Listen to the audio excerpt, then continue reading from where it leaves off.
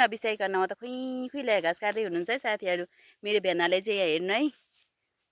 कुनै तरिका हाम्रो भेनाहरूसँग आमा आमा आमा आमा हेट म पो डरायो तपाईँ घाँस काट्नुहुन्छ म पो डर लाग्छ बिस्तारो नै भेना म त डरले मरेँ नारायण नारायण नारायण नारायण बिस्तारो काट्नु बिस्तारो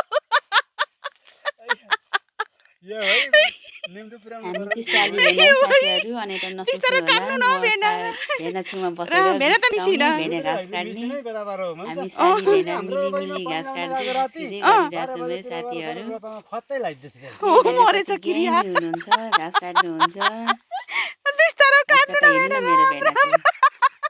सबैले माया गरिदिनु ल मेरो भेनालाई हेर्नु अनि भेनाले घाँस काट्नु भएको यस्तो माने काट्नुहुन्छ कि घोप्टाइसक्नु भयो लगेर उहाँ त काली भैँसी छ हैन भेना अब यो चाहिँ अन्तिम निम्तो हो अब भारी बिसाएर 2-3 निम्तो हालेर भारी चाहिँ जेठीले खाएर निको भयो जानुहुन्छ मिठो गफ गर्दै अब फेरि हामी बाइ बाइ गरौँ है साली भेनाबाट बाइ भेना बाइ बाइ बाइ बाइ